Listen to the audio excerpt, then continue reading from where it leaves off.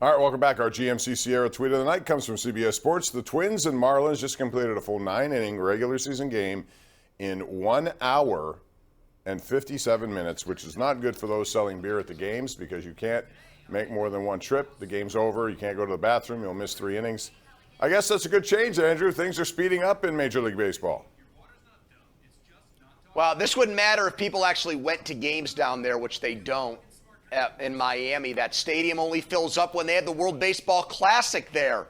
Bob, this is what happens when there's no salary cap in baseball and no oversight at the top. That franchises like the Marlins are left to basically rot and die on the vine. They won their 2 World Series, and they've practically been irrelevant ever since. So I know I'm going to just take a time out here real quick and just, I know it's not your issue, but if you could have someone there turn down the volume. Last night we had the same problem. We can hear what's going on behind you, and it's a little bit distracting. So if anyone's there driving by, just let them know if they can turn down, or I don't know what the deal is, just because we had the same complaints last night.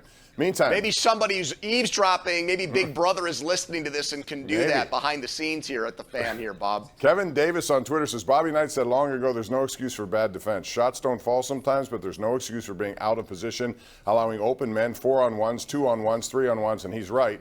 This is the kind of stuff that it goes beyond. This is a mature team, Andrew. And before I get to baseball talk, seriously, the Penguins make the same mistakes over and over. That is a thing I did not expect to see from a veteran team, the oldest team in the NHL. No, and it's really a poor reflection on Sullivan and the leadership of this team. And you hate to do that because we're talking about guys who have all won a lot of championships, 3 Stanley Cups for Sid, 3 for Malkin, 3 for Letang. Sullivan's been here for 2 of them. But, it starts with them.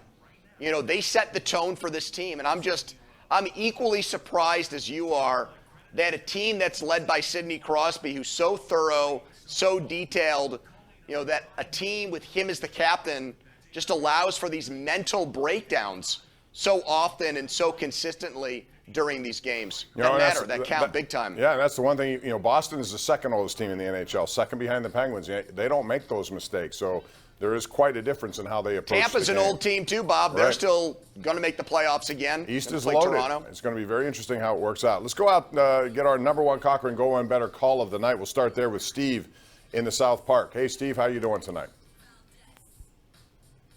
This is Dave from South Park. What's that? This is Dave from South Park. I have no idea what you said there. So you're not our number one call of the night. Instead, we'll go to Phil, who's... Yeah, hey, this is Dave from South Oh, Park. Dave, you're there? Yeah. Okay. Hey, regardless of the 2-on-1 and 3-on-1 breaks, do you not need a goalie that can stop some pucks? Yes. But you put him out to drive when you're doing that 3-on-1, 2-on-1, 4-on-1, aren't you not? Though, sometimes you got to stand on your head when there's 5 games left in the season. So what does this tell us? What do we need to do with Jari for next season? That's a good question, and one they're going to have to debate long and hard, Andrew. But at this point, I hope his price tag comes down. He's not going to get what he once had. He's costing himself a lot of money.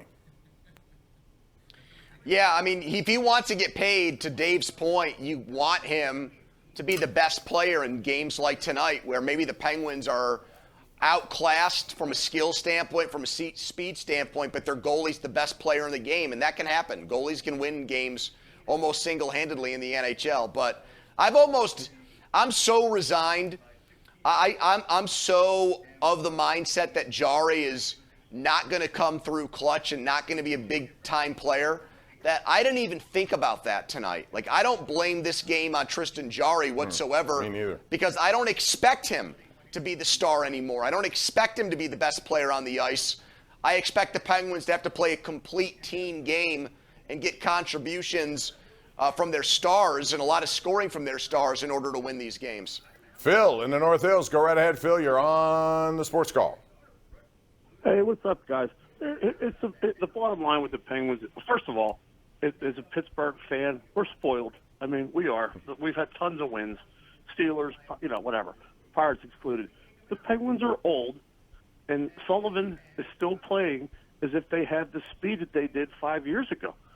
He's got to change. That's the problem. They're old. Well, the older guys are still doing a pretty good job. The bottom 6, you can argue there. But, yeah, to your point, when they get a lead, they don't know how to shut things down.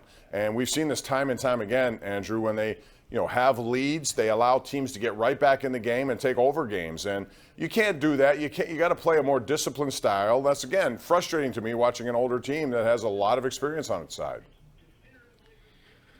To the spoiled point, yeah, I get it. The Penguins have made it 16 straight times. That's North American sports' longest standing record right now. No one has topped them in the other 3 sports currently. But that doesn't mean we just accept that this is a season that is circling the drain. There were things that could have been done in the offseason and at the trade deadline to give this team a better shot, and those things didn't happen. They traded for Mikael Granlund. Bob, that's a lot of money for a guy who doesn't look like he's a fit here whatsoever. I mean, he's soft, he's small, he doesn't want to shoot. I'm just totally perplexed by that move. That was Ron Hextall's last stand. With his job on the line, you'd like to think so. That's the move that he made? That and Kulikov. It's hideous. And honestly, this goes against, and you can compare and contrast it with what New Jersey did.